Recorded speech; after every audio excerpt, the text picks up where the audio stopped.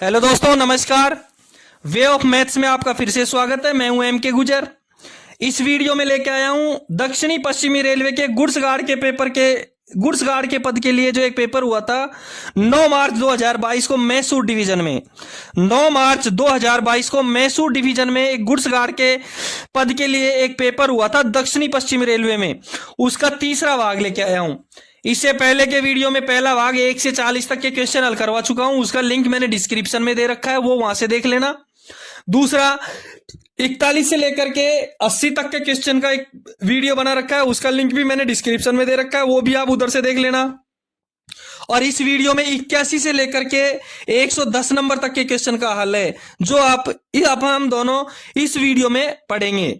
ठीक है, सबके लिंक डिस्क्रिप्शन में दे रखे हैं। अब से पहले के जो वीडियो हैं सबके लिंक आपको डिस्क्रिप्शन में मिलेंगे। सबकी पीडीएफ टेलीग्राम चैनल दे रखा है, उसके लिंक पे आप क्लिक करके टेलीग्राम चैनल को लाइक कर सकते हैं, उसमें सब्सक्राइब कर सकते हैं और उसमें आपको पूरे पेपरों का पीडीएफ जरूर मिलेगा। कोई पीडीएफ आपके डिवीजन में कोई पेपर हुआ है तो उसका मेरे को भेज सकते हैं आप। ठीक है, और यहां से अपना पीडीएफ प्राप्त कर सकते हैं। यदि आपको कोई पीडीएफ नहीं मिले तो मुझे व्हाट्सएप पे या टेलीग्राम पे संपर्क कर सकते हैं। अब देखेंगे मैसूर डिवीजन का गुड्स गार्ड के पेपर का 9 मार्च 2022 का 81 नंबर का क्वेश्चन। देखें 81 नंबर का क्वेश्चन। 81 नंबर का क्वेश्चन देखेंगे। MACLS multiple aspect colour light signal. MACLS multiple aspect colour light signal बहुसंकेतीय सिग्नल व्यवस्था में ओवरलैप मीटर होता है। ओवरलैप की दूरी पूछ रहा है। देखो कई बार क्या होता है, ओवरलैप और सिग्नल ओवरलैप, एक सिग्नल ओवरलैप और होता है, ब्लॉक ओवरलैप के साथ में सिग्नल ओवरलैप और होता है। मैं आपको ब्लॉक ओवरलैप और सिग्नल ओवरलैप दोनों ही बारे में बता देता हूं। ओवरलैप क्या, ब्लॉक ओवरलैप क्या होता है, लाइन क्लियर देने के लिए पर्याप्त दूरी को ब्लॉक ओवरलैप कहते हैं। लाइन क्लियर देने के लिए जो पर्याप्त दूरी होती है उसको कहते हैं ब्लॉक ओवरलैप। और सिग्नल ओवरलैप, सिग्नल झुकाने के लिए, होम सिग्नल झुकाने के लिए या सिग्नल झुकाने के लिए पर्याप्त दूरी होती है उसको कहते हैं सिग्नल ओवरलैप।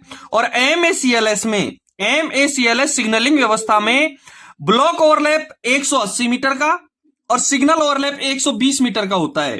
ठीक है, सिग्नल ओवरलैप 120 मीटर का होता है और ब्लॉक ओवरलैप 180 मीटर का होता है। MACLS व्यवस्था जो सिग्नलिंग व्यवस्था है, MACLS सिग्नलिंग व्यवस्था है, multi aspect colour light signal व्यवस्था है।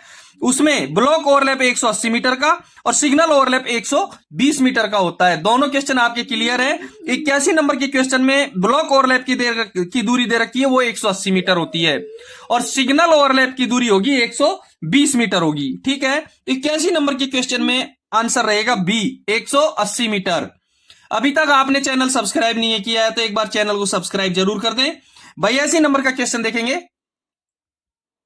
निम्नलिखित में से किस वस्तु को सामान के रूप में बुक किया जा सकता है। सामान, गुड्स के रूप में बुक किया जा सकता है। ए में सूखी घास और बेकार कागज, बी में मृत कुक्कुट, मरा हुआ मुर्गा, सी में खेल और डी में ब्रेक वैन में खाली गैस सिलेंडर। देखो वस्तु के सामान के रूप में, गुड्स के रूप में क्या बुक किया जा सकता है, केवल खाली सिलेंडर को। ब्रेक वैन में खाली सिलेंडर को वह सामान के रूप में बुक किया जा सकता है। तो 82 नंबर का क्वेश्चन हो गया डी। 82 नंबर के क्वेश्चन का आंसर हो गया डी। ठीक है, 82 नंबर का क्वेश्चन डी। 81 नंबर का आंसर 180। 83 नंबर का क्वेश्चन देखेंगे।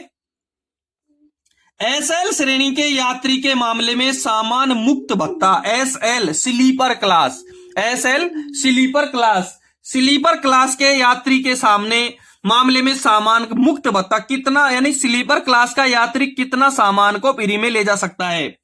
ए में 40 किलोग्राम, बी में 80 किलोग्राम, सी में 20 किलोग्राम और डी में 45 किलोग्राम। आंसर रहेगा इसका ए। स्लीपर क्लास का यात्री सामान 40 किलोग्राम सामान को मुक्त ले जा सकता है, फ्री में ले जा सकता है। इसलिए 83 नंबर के क्वेश्चन का आंसर हो गया ए। 83 नंबर के क्वेश्चन का आंसर हो गया ए। 84 नंबर का क्वेश्चन देखेंगे। 84 नंबर का क्वेश्चन देखेंगे।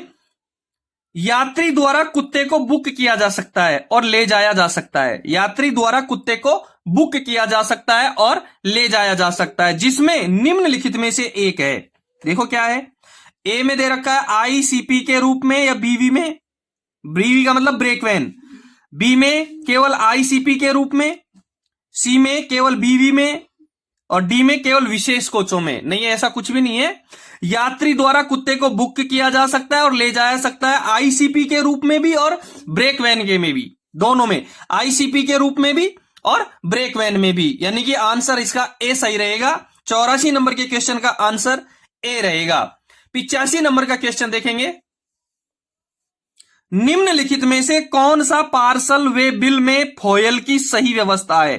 पार्सल वे बिल, एक ही चीज पे ध्यान देना है, पार्सल वे बिल, इसमें फॉयल की सही व्यवस्था कैसी है?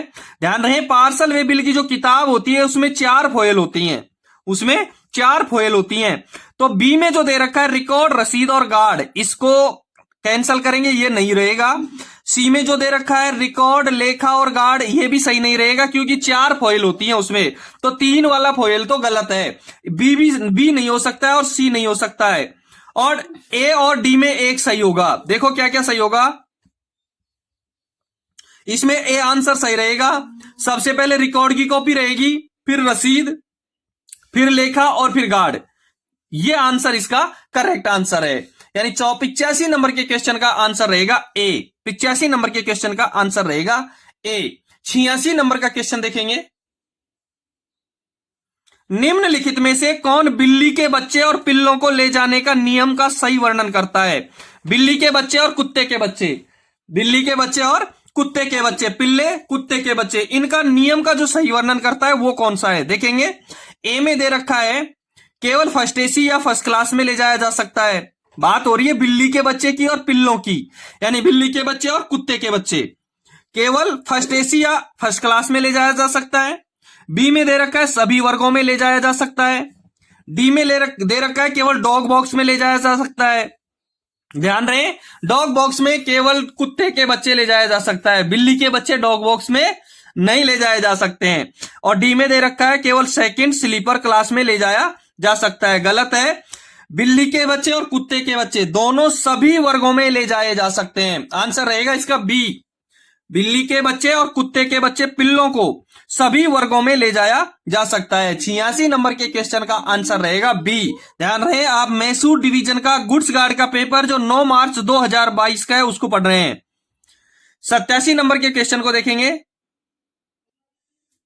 क्वेश्चन नंबर 87 देखेंगे। निम्नलिखित में से किस स्थिति में गार्ड सर्टिफिकेट जारी नहीं किया जाता है?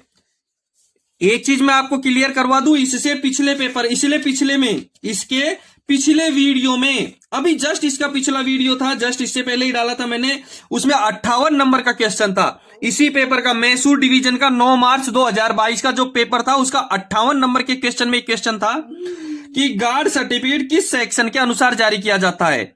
और ये जो क्वेश्चन पढ़ रहे हैं हम 87 नंबर का, इसमें लिख रखा है कि गार्ड सर्टिफिकेट जारी नहीं किया जाता है किस स्थिति में। तो मैं एक बार क्लियर करवा दूं, आपको याद दिला दूं कि गार्ड का जो सर्टिफिकेट है वो सेक्शन 55 के अंतर्गत जारी किया जाता है। गार्ड का जो सर्टिफिकेट है वो सेक्शन 55 के अंतर्गत जारी किया जाता है। अब देखते हैं 87 नंबर का क्वेश्चन। निम्नलिखित में से किस स्थिति में गार्ड सर्टिफिकेट जारी नहीं किया जाता है? वर्ग का परिवर्तन, बी में यात्रा का विस्तार, ट्रेन का परिवर्तन, बोर्डिंग पॉइंट में बदलाव। देखो, वर्ग का परिवर्तन में गार्ड सर्टिफिकेट जारी किया जा सकता है सेक्शन 55 के तहत।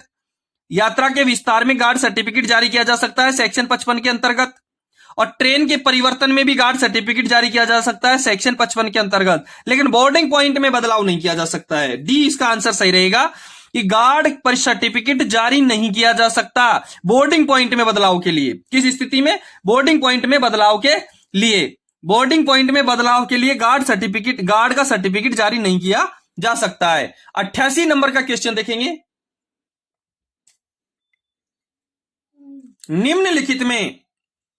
निम्नलिखित में किस धारा में रेलवे अधिनियम 1989 ने महिलाओं के लिए कंपार्टमेंट निर्धारित करना अनिवार्य कर दिया है?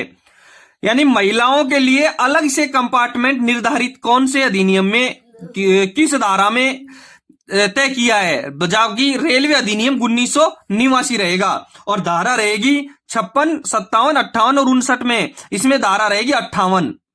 रेलवे ने अधिनियम, रेलवे अधिनियम 1989 की धारा 58 के तहत, रेलवे अधिनियम 1989 की धारा 58 के तहत महिलाओं के लिए कंपार्टमेंट निर्धारित करना अनिवार्य कर दिया है। रेलवे ने रेलवे अधिनियम 1989, अच्छी तरह देख लो, रेलवे ने रेलवे अधिनियम 1989 के धारा 58 के तहत महिलाओं के लिए कंपार्टमेंट निर्धारित करना अनिवार्य कर दिया है। 88 नंबर के क्वेश्चन का आंसर रहेगा सी। 88 नंबर के क्वेश्चन का आंसर रहेगा सी। 89 नंबर का क्वेश्चन देखेंगे, देखें,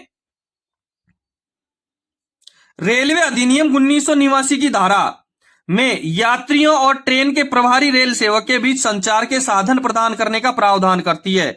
141, बी में 57, सी में 58 और डी में 59। इसमें धारा रहेगी 59, 59 नंबर की। रेलवे अधिनियम 1989 की धारा 59 में, रेलवे अधिनियम 1989 की धारा 59 में, रेलवे की धारा 59, रेलवे अधिनियम 1989 की धारा 59 में यात्रियों और ट्रेन के प्रभारी रेल सेवक के बीच संचार के साधन प्रदान करने का प्रावधान करती है। बिल्कुल क्लियर है। 88 नंबर में सी और 89 नंबर में डी आंसर सही रहेगा। ठीक है। 90 नंबर का क्वेश्चन देखेंगे, गंतव्य पर गार्ड प्रमाण पत्र जारी नहीं किया जाना चाहिए। कथन सत्य और असत्य का है। गंतव्य पर गार्ड प्रमाण पत्र जारी नहीं किया जाना चाहिए, यह कथन क्या है? बिल्कुल सत्य है। आंसर रहेगा ए। गंतव्य पर गार्ड का प्रमाण पत्र जारी नहीं किया जा सकता।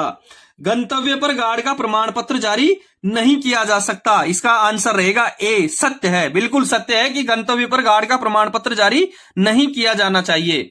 आंसर रहेगा 90 का ए। 91 नंबर का क्वेश्चन देखेंगे। 91 नंबर के क्वेश्चन से पहले मैं बता दूं, यदि आपने चैनल को सब्सक्राइब नहीं किया है तो एक बार सब्सक्राइब जरूर कर दें। यदि आपके डिवीजन में कोई पेपर हुआ हो लेटेस्ट, तो वो पेपर मुझे व्हाट्सएप या टेलीग्राम पर जरूर भेजें। मैं उसको हल करके आपके चैनल पर डाल करके आपको लिंक जरूर भेजूंगा।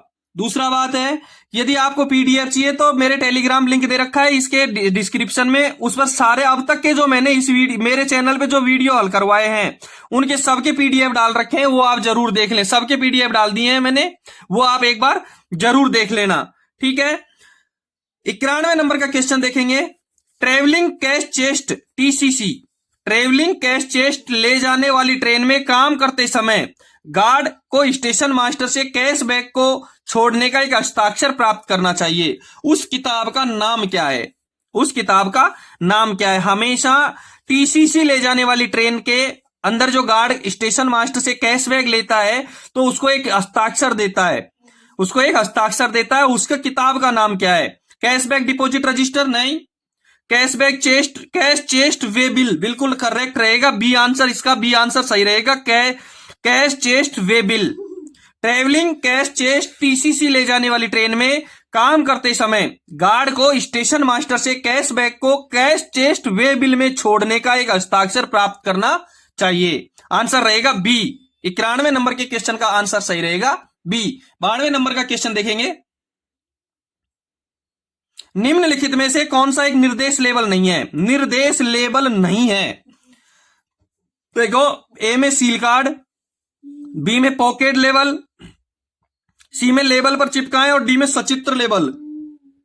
इसका आंसर रहेगा डी, सचित्र लेबल इसका आंसर रहेगा। मैं एक आपको फैक्ट बता दूं इसका कि लेबल 4 प्रकार के होते हैं। लेबल 4 प्रकार के होते हैं। पॉकेट लेबल, कोचिंग रेट का डिब्बे के लिए लेबल, सील लेबल और पेपर लेबल। लेबल 4 प्रकार के होते हैं।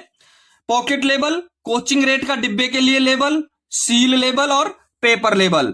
और 92 नंबर के क्वेश्चन का आंसर रहेगा डी। 92 नंबर के क्वेश्चन का आंसर रहेगा डी, सचित्र लेबल। ये एक निर्देश लेबल नहीं है। निर्देश label seal card, pocket label ये निर्देश लेबल है और सचित्र लेबल निर्देश लेबल नहीं है। ठीक है। 93 नंबर का क्वेश्चन देखेंगे, रेल अधिनियम 1989 की धारा के अंतर्गत रेलवे दुर्घटना के मामले में मृत्यु या चोट के लिए मुआवजे से संबंधित है।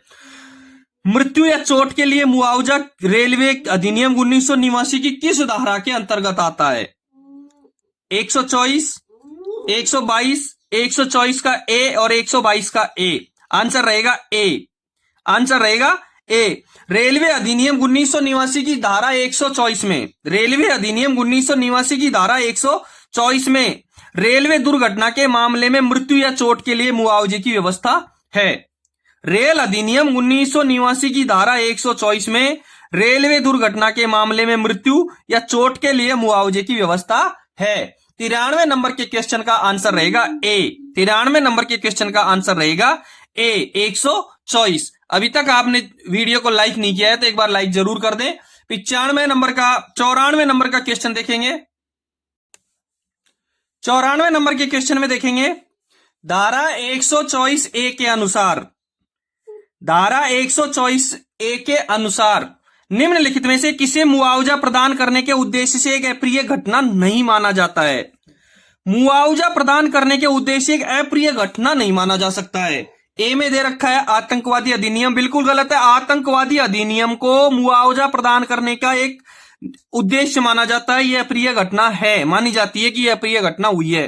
भगवान का कार्य, इसका कोई तुलना नहीं कर सकता है। सी में दुर्घटना वश ट्रेन से गिरना, बिल्कुल मुआवजा दे है। और स्वयं को लगी चोट, इसमें किसी प्रकार का मुआवजा नहीं दिया जाएगा। धारा 124 ए के अनुसार, जो रेल अधिनियम 1989 की धारा 124 ए के अनुसार स्वयं को लगी चोट का कोई अप्रिय घटना नहीं माना जा सकता है और न ही इसी को किसी प्रकार का मुआवजा देय है। स्वयं को लगी चोट का किसी भी प्रकार का मुआवजा देय नहीं है। इसलिए 94 नंबर के क्वेश्चन का आंसर रहेगा डी। 94 नंबर के क्वेश्चन का आंसर रहेगा डी। 95 नंबर का क्वेश्चन देखेंगे, रेलवे दुर्घटना और अप्रिय घटना जिसमें मुआवजा मिले, रेलवे दुर्घटना और अप्रिय घटना जिसमें मुआवजा मिले, नियम 2016 के अनुसार, रेलवे दुर्घटना और अप्रिय घटना नियम 2016 के अनुसार ट्रेन दुर्घटना के कारण किसी यात्री की मृत्यु के मामले में देय मुआवजा, ट्रेन दुर्घटना के कारण किसी यात्री की मृत्यु के मामले में देय मुआवजा कितना है,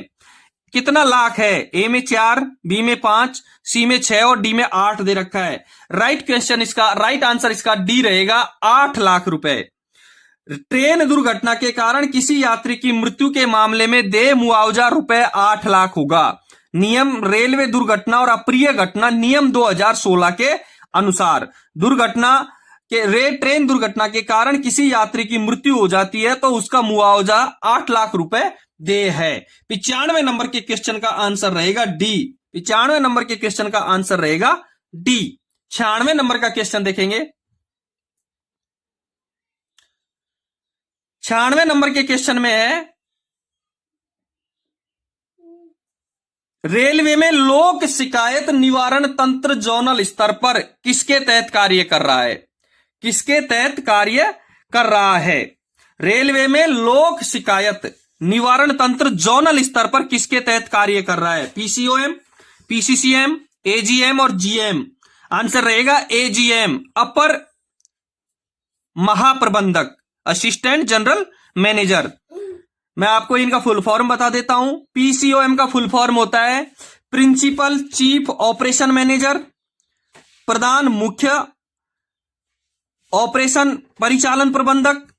PCCM principal chief commercial manager, AGM assistant general manager और जीएम जनरल मैनेजर। रेलवे में लोक शिकायत निवारण तंत्र जोनल स्तर पर एजीएम के तहत कार्य कर रहा है। 96 नंबर के क्वेश्चन का आंसर रहेगा सी। रेलवे में लोक शिकायत निवारण तंत्र जोनल स्तर पर अपर महाप्रबंधक के तहत कार्य कर रहा है। 96 नंबर के क्वेश्चन का आंसर रहेगा सी। 97 नंबर का क्वेश्चन देखेंगे, विस्फोटकों और अन्य खतरनाक सामानों की स्वीकृति, विस्फोटकों और अन्य खतरनाक सामानों की स्वीकृति, बुकिंग, ढुलाई और वितरण के साथ साथ उनकी पैकिंग शर्तों और सावधानियों को निम्नलिखित में से किस पुस्तक में निर्धारित किया गया है। विस्फोटक, और सीधा सा तरीका है कि विस्फोटक और खतरनाक सामानों को पैकिंग के लिए या पार्सल के लिए आपको किस पुस्तक में निर्धारित किया गया है, और इसका आंसर रहेगा रेड टैरिफ में। इसका आंसर ए रहेगा। 97 के क्वेश्चन का आंसर ए है, रेड टैरिफ में। रेड टैरिफ पुस्तक में विस्फोटकों और अन्य खतरनाक सामानों की स्वीकृति, बुकिंग, ढुलाई और वितरण के साथ साथ उनकी पैकिंग शर्तों का सावधानियों से उल्लेख किया गया है। 97 नंबर के क्वेश्चन का आंसर रहेगा ए, रेड टैरिफ। 97 नंबर के क्वेश्चन का आंसर रहेगा ए रेड टैरिफ इसका आंसर रहेगा। 98वें नंबर का क्वेश्चन देखेंगे। 98वें नंबर के क्वेश्चन में देखेंगे कि ढके हुए वैगनों के मामले में जिसमें निम्नलिखित में से किस एक अवसर पर सील को दोषपूर्ण नहीं माना जाता है। ढके हुए वैगनों के मामले में जिसमें निम्नलिखित में से किसी एक अवसर पर सील को दोषपूर्ण नहीं माना जाता है। जब सूती टेप एक गांठ के साथ है लेकिन बिना सील कार्ड के है, बिल्कुल दोषपूर्ण माना जाएगा। जब सील को सील कार्ड से अलग किया हुआ है, बिल्कुल दोषपूर्ण माना जाएगा, ऐसा गलत है। जब मोम की सील टूटी हुई स्थिति में हो, बिल्कुल गलत है। जब पॉकेट लेबल गायब हो लेकिन सील कार्ड बरकरार हो, यह बिल्कुल करेक्ट है, इसको आप दोषपूर्ण नहीं मान सकते। जब पॉकेट लेबल गायब हो लेकिन सील कार्ड बरकरार हो तो आप इसको दोषपूर्ण नहीं मान सकते। इसलिए करेक्ट आंसर रहेगा 98वें नंबर का डी आंसर करेक्ट रहेगा। 98वें नंबर के क्वेश्चन का आंसर करेक्ट रहेगा डी। 99वें नंबर का क्वेश्चन देखेंगे। निम्नलिखित में से कौन सा एक कथन कवर वैगनों की रिवेटिंग के संबंध में सत्य नहीं है। कवर वैगनों की रिवेटिंग के संबंध में कौन सा कथन सत्य नहीं है। ए में दे रखा है चोरी को रोकने के लिए ढके हुए वैगनों को रिवेट किया जाता है, बिल्कुल करेक्ट है कि चोरी को रोकने के लिए ढके हुए वैगनों को रिवेट किया जाता है। बी में दे रखा है कि वैगनों की रिवेटिंग के लिए लोडिंग क्लर्क जिम्मेदार है, बिल्कुल करेक्ट है कि वैगनों की रिवेटिंग के लिए लोडिंग क्लर्क जिम्मेदार है। सी में दे रखा है आंशिक रूप से लोडेड अनलोडेड वैगनों को रिवेट किया जाना चाहिए, बिल्कुल करेक्ट आंसर है, करेक्ट है ये कि आंशिक रूप से लोडेड और अनलोडेड वैगनों को रिवेट किया जाना चाहिए। डी में पशुधन खतरनाक सामान और विस्फोटक युक्त वैगन, बिल्कुल सत्य नहीं है कि पशुधन खतरनाक सामान और विस्फोटक युक्त वैगन, इसको आप सही नहीं मानेंगे और यही इसका आंसर सही रहेगा। 99वें नंबर के क्वेश्चन का आंसर रहेगा डी। 99वें नंबर के क्वेश्चन का आंसर रहेगा डी। निम्नलिखित में से कौन सा एक कथन कवर वैगनों की रिवेटिंग के संबंध में सत्य नहीं है। बिल्कुल डी आंसर सही रहेगा, पशुधन खतरनाक सामान और विस्फोटक युक्त वैगन, डी आंसर इसका करेक्ट रहेगा। 100 नंबर का क्वेश्चन देखेंगे। पटाखों को यह भी कहा जा सकता है। यह क्वेश्चन मुरादाबाद डिवीजन के सेक्शन कंट्रोलर में 23 दिसंबर 2000 को आया हुआ क्वेश्चन है। मुरादाबाद डिवीजन के सेक्शन कंट्रोलर के पेपर में 23 दिसंबर 2022 को एक क्वेश्चन आया था, बहुत इंपॉर्टेंट क्वेश्चन है। पटाखों को क्या कहा जाएगा, fog signal, flare signal, illumination signal और नॉन ऑफ दीज। आंसर रहेगा फोक सिग्नल, और डेटोनेटर भी इसका दूसरा नाम है। पटाखों को डेटोनेटर भी कहा जाता है और फोक सिग्नल भी कहा जाएगा। 100 नंबर के क्वेश्चन का आंसर रहेगा ए, फोक सिग्नल। ध्यान रहे, फोक सिग्नल की उम्र होती है 5 वर्ष, जनरल उम्र 5 वर्ष, और इसको बढ़ा करके 1+1+1 यानी कि 5+1+1+1 किया जा सकता है। ठीक है, 100 नंबर के क्वेश्चन का आंसर रहेगा ए। 101 नंबर का क्वेश्चन देखेंगे।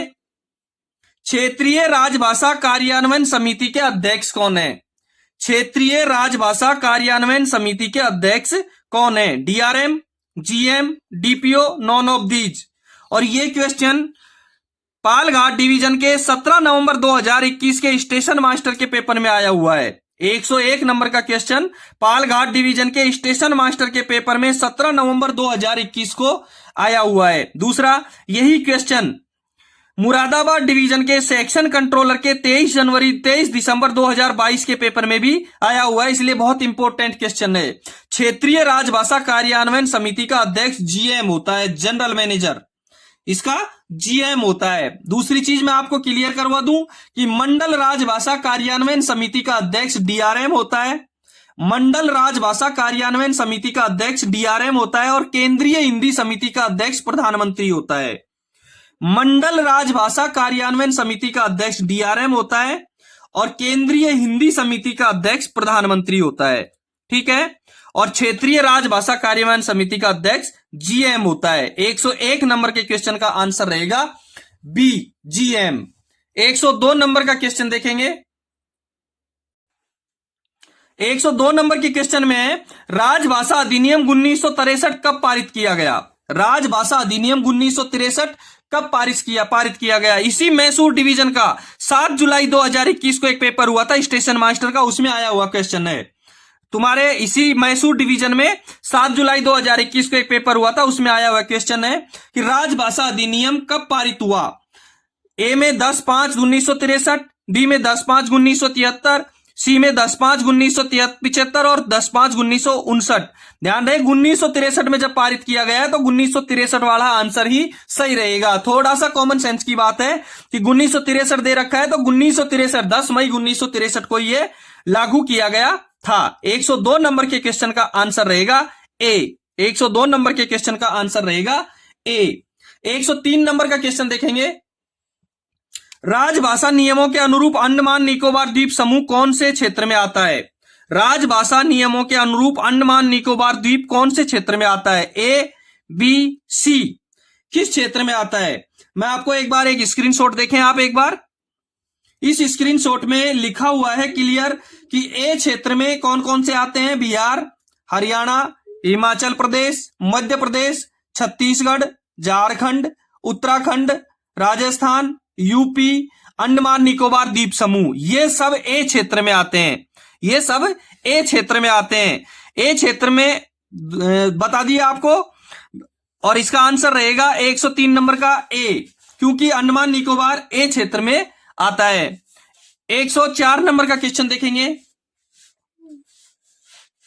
103 नंबर का क्वेश्चन में ए आंसर सही रहेगा। 104 नंबर का क्वेश्चन देखेंगे। संसदीय राजभाषा समिति में कितने सदस्य होते हैं। देखो ये क्वेश्चन 15 जनवरी 2023 को मालदा डिवीजन में स्टेशन मास्टर का एक पेपर हुआ था, उसमें आया था। दूसरा धनबाद डिवीजन का स्टेशन मास्टर का 9 जुलाई 2022 को पेपर हुआ था, उसमें भी ये क्वेश्चन आया था। पालघाट डिवीजन में 17 नवंबर 2021 को एक स्टेशन मास्टर का पेपर हुआ था, उसमें भी ये क्वेश्चन आया था। और 24 दिसंबर 2022 को सियालदा डिवीजन में गुड्स गार्ड का पेपर हुआ था, उसमें भी ये क्वेश्चन आया था। इसलिए 104 नंबर का क्वेश्चन बहुत ही इंपॉर्टेंट क्वेश्चन है कि संसदीय राजभाषा समिति में कितने सदस्य होते हैं। संसदीय राजभाषा समिति में 30 सदस्य होते हैं। संसदीय राजभाषा समिति में 30 सदस्य होते हैं। 10 तो लोक राज्यसभा के और 20 लोकसभा के। 10 सदस्य तो राजभाषा से लिए हुए होते हैं और 20 सदस्य लोकसभा के लिए हुए होते हैं। इसलिए कुल मिलाकर के इसमें 30 सदस्य होते हैं। 104 नंबर के क्वेश्चन का आंसर रहेगा डी। 105 नंबर का क्वेश्चन देखेंगे। 105 नंबर के क्वेश्चन में है कि हिंदी दिवस प्रतिवर्ष कब मनाया जाता है।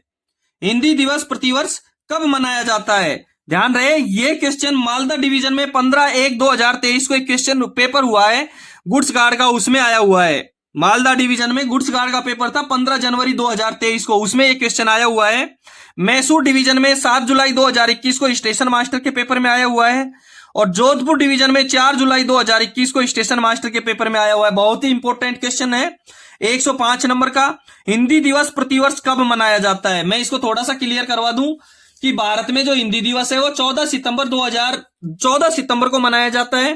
क्यों मनाया जाता है कि साल 1949 में 14 सितंबर के दिन ही संविधान सभा द्वारा हिंदी को राजभाषा का दर्जा दिया गया था।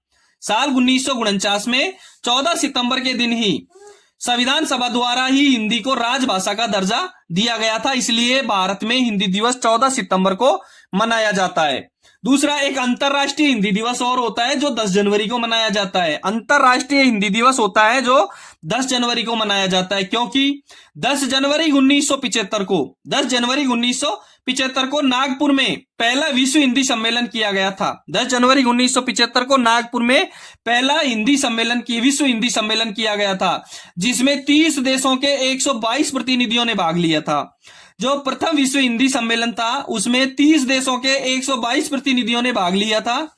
सम्मेलन का उद्देश्य दुनिया भर में हिंदी भाषा को बढ़ावा देना था। जो विश्व हिंदी सम्मेलन था उसमें उसका उद्देश्य दुनिया भर में हिंदी भाषा को बढ़ावा देना था। इसकी एवज में हर वर्ष 10 जनवरी को इसकी वर्षगांठ के उपलक्ष्य में हर साल विश्व हिंदी दिवस मनाया जाता है और भारत में हिंदी दिवस 14 सितंबर को मनाया जाता है। 105 नंबर के क्वेश्चन का आंसर रहेगा बी। 105 नंबर के क्वेश्चन का आंसर रहेगा बी। 106 नंबर का क्वेश्चन देखेंगे। राजभाषा नियमों के अनुरूप कर्नाटक किस क्षेत्र में आता है। अभी आपको 103 नंबर का क्वेश्चन समझाया था, अब कर्नाटक का क्वेश्चन है। दूसरी चीज मैं बता दूं आपको, अभी बताए थे राजभाषा नियम के अनुसार हिंदुस्तान को 3 भागों में बांटा गया है, ए बी सी या कह ख ग। ठीक है। क में आपको बताए थे बिहार, हरियाणा, हिमाचल प्रदेश, मध्य प्रदेश, छत्तीसगढ़, झारखंड, उत्तराखंड, राजस्थान, उत्तर प्रदेश, अंडमान निकोबार और द्वीप समूह आते हैं। ब में या ख में गुजरात, महाराष्ट्र, पंजाब, चंडीगढ़, दमन और दीव और दादरा नगर हवेली आते हैं। बाकी जो शेष बच गए वो सी भाग में आते हैं और उसी में कर्नाटक शामिल है, उसी में कर्नाटक शामिल है। इसलिए 106 नंबर के क्वेश्चन का आंसर रहेगा सी। कर्नाटक भारत के सी क्षेत्र में आता है। राजभाषा नियमों के अनुरूप कर्नाटक सी क्षेत्र में आता है। ठीक है। 107 नंबर का क्वेश्चन देखेंगे। केंद्रीय सरकारी कर्मचारियों के लिए कौन सा हिंदी पाठ्यक्रम अनिवार्य है? और यह क्वेश्चन जोधपुर डिवीजन में स्टेशन मास्टर का पेपर हुआ था 4 जुलाई 2021 को, उसमें आया हुआ क्वेश्चन है। केंद्रीय सरकारी कर्मचारियों के लिए कौन सा हिंदी पाठ्यक्रम अनिवार्य है? प्रबोध, प्रवीण, प्राज्ञ और पारंगत। प्रबोध 107 नंबर के क्वेश्चन का आंसर रहेगा ए, प्रबोध। ठीक है। 108 नंबर का क्वेश्चन देखेंगे।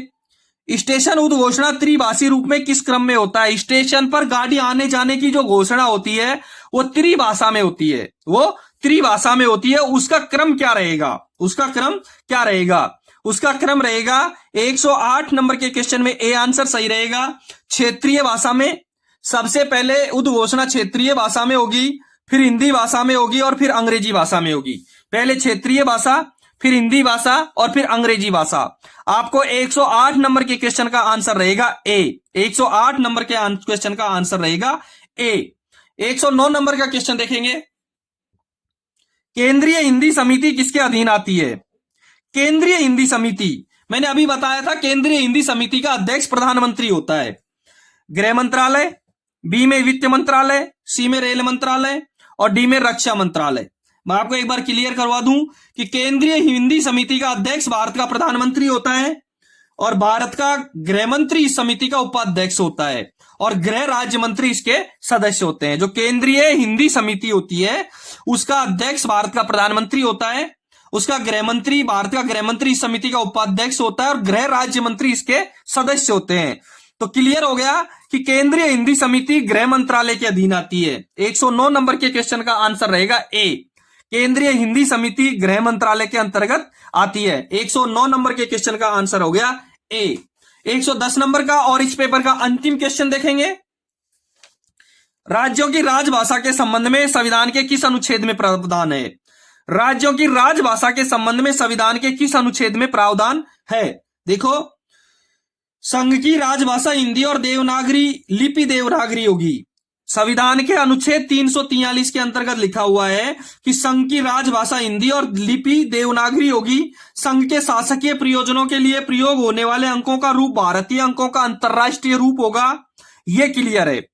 अनुच्छेद ए में जो 343 दे रखा है, 343 में लिखा हुआ है कि संघ की राजभाषा हिंदी होगी और लिपि देवनागरी होगी और संघ के शासकीय प्रयोजनों के लिए प्रयोग होने वाले अंकों का रूप भारतीय अंकों का अंतरराष्ट्रीय होगा। हमको देखना है राज्यों की राजभाषा। 349 बी में दे रखा है। अनुच्छेद 349 में क्या लिखा है? भाषा से संबंधित कुछ कानूनों को अधिनियमित करने के लिए विशेष प्रक्रिया 349 में लिखी गई है। भाषा से संबंधित कुछ नियमों कानूनों को अधिनियमित करने के लिए जो विशेष प्रक्रिया है वो 349 में लिखी गई है। और 345 में किसी राज्य की राजभाषा या भाषा को 345 में लिखा गया है। इसलिए 110 नंबर के क्वेश्चन का आंसर रहेगा सी। 110 नंबर के क्वेश्चन का आंसर रहेगा सी, क्योंकि 345 नंबर के अनुच्छेद में किसी राज्य की राजभाषा या भाषा का उल्लेख किया गया है। 348 नंबर में लिखा हुआ है उच्चतम न्यायालय और प्रत्येक उच्च न्यायालय में सभी कार्यवाही अंग्रेजी भाषा में होगी जब तक कि संसद विधि द्वारा अन्यथा उपबंध न करें। 348 में लिखा गया है कि उच्चतम न्यायालय और प्रत्येक उच्च न्यायालय में सभी कार्यवाही अंग्रेजी भाषा में होगी जब तक कि संसद विधि द्वारा अन्यथा उपबंध नहीं करे। क्लियर है? 110 नंबर के क्वेश्चन का आंसर रहेगा बी।